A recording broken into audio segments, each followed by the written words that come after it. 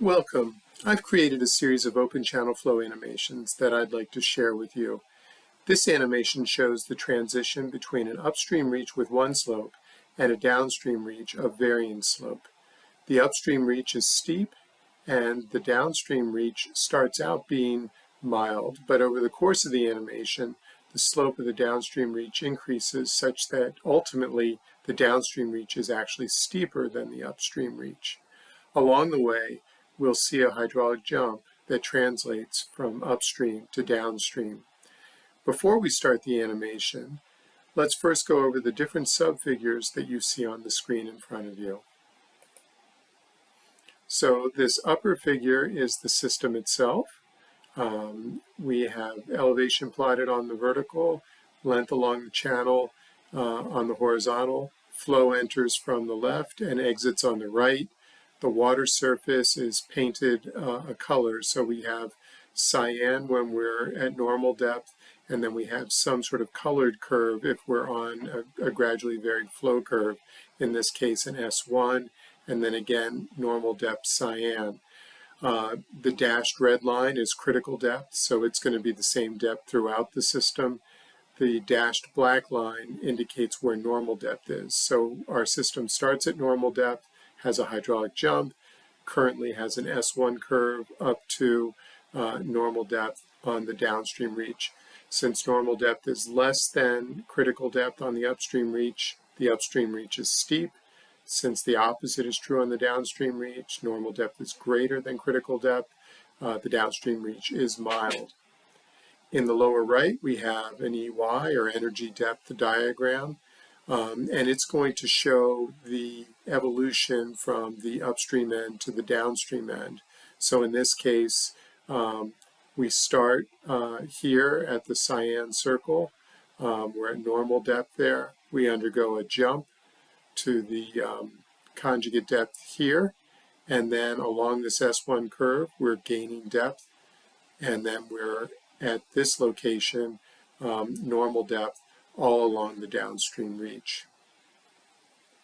This lower left graph shows the length of various curves that we're going to observe over the course of the animation, plotted versus slope. Right now there's nothing to see, but we'll interpret this graph as the evolutions take place. I'm going to click and then pause very quickly so that you can see the change before something dramatic happens. Okay. Well, I missed my click, so let's just watch the evolution play out, and then I'll describe what's happening. So you can see the downstream reach is getting steeper with time. You can see that the EY diagram is showing basically the upstream condition in cyan, and then the curve in some other colored shade, in this case yellow. And then over here we see multiple different curves painted for different regions of slopes. We can see that the upstream system is now actually less steep than the downstream system, and we've reached the end of our animation. So a lot has happened. Hopefully you've gotten the basic gist of that. Let me back up the animation and we'll try this again. So I've paused it a little further along in the system. So let's look at what's happening here. We have,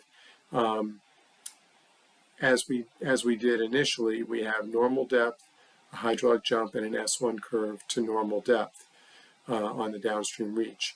But you can see that the hydraulic jump has translated a fair distance downstream along the way. As the slope of the downstream reach has increased, the length of the S1 curve has decreased. Okay, the length of this curve has decreased.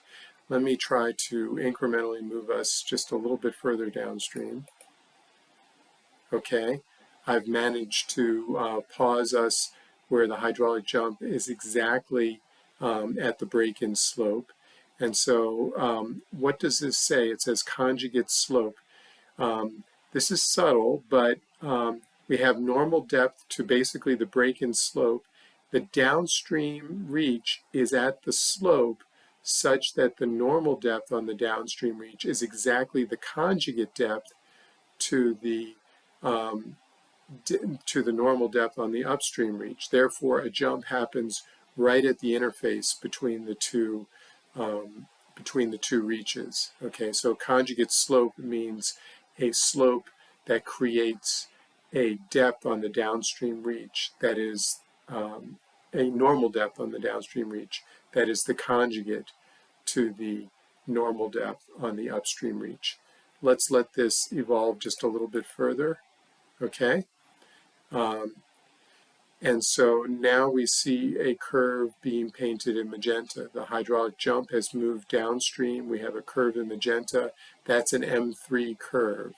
So we still have the case of critical depth is less than normal depth. So the downstream reach is still mild. So we would expect whatever curve that we have to be a mild curve. This is an M3. It's a supercritical curve. So if we come to our EY diagram, we start at normal depth. We then have an M3 curve to the hydraulic jump. There is a hydraulic jump here, but it's very hard to see. And then we're at normal depth the remainder of the way. Not painted very clearly, but we're at normal depth the rest of the way. You can see that there's an M3 curve and its length is growing. Let's let that evolve a little bit further. And you can see that the M3 curve has gotten bigger, M3 curve more. There's still a hydraulic jump. It's very modest. The jump and the normal depth downstream are almost essentially at critical conditions. Let's go just a little bit further still. Okay, now we have essentially a pure M3 to critical depth, and then more or less critical depth the rest of the way. I guess normal depth is still ever so slightly subcritical. That's why this reach is still classified as mild. Let's increment it forward just a little bit more. Aha, the color has changed to green, indicating that we're now looking at an S curve, in this case an S3 curve. So now we've just passed through critical slope. In other words, the slope on the downstream reach is critical, and so therefore since now the slope is a little bit steeper than that, then the reach is now mild. The reach is now steep, and so any curves that we would expect here are going to be S curves. In this case, because normal depth on the downstream reach is a bit deeper than it is on the upstream reach, we have an S3 curve that's going to evolve back to normal depth. From an EY diagram perspective, we're starting here in cyan until we get to the break-in slope, and then there's an S3 curve essentially to critical conditions. Let's let that evolve just a little bit further. Let me pause it there.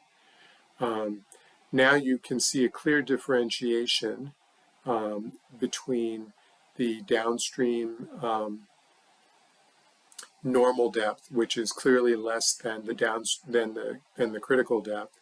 So we're still in an S3 curve case, but the evolution to that curve is to a lesser depth, and so we're clearly moving away from critical. So again, normal depth on the upstream reach and an S3 curve to the new normal depth on the downstream reach, and you can see the length of that curve plotted on the screen in front of you. Let's let this go a little bit further still.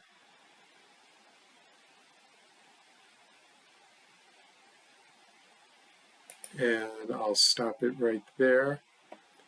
We've now reached the case where the downstream slope is equal to the upstream slope. And so for a moment, our two reaches are essentially one reach, all of the same slope and geometry, and therefore we're just at normal depth the whole way. So we just plot a single point. The length of all the curves is basically 0. From this point forward, the downstream reach is going to be steeper than the upstream reach. And so now we're painting in yellow, which is not particularly visible. But what we're observing now is an S2 curve as the flow enters the reach and has to evolve downwards to a smaller depth because the normal depth on the downstream reach is shallower than on the upstream reach. So from an EY perspective, we start here in cyan on the upstream reach. As soon as we reach the break-in slope, there's an evolution, an S2 curve to the new normal depth on the downstream reach.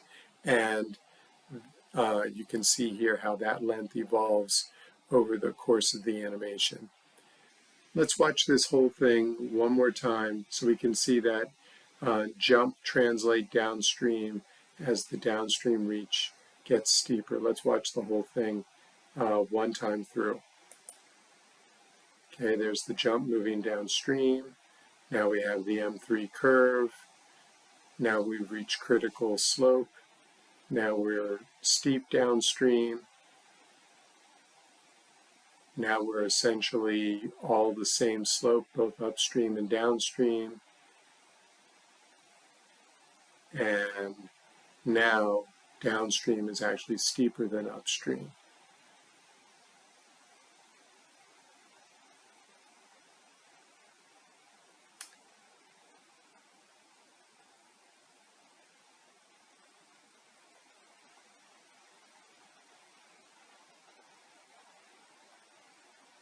Okay, well, thank you for watching my video.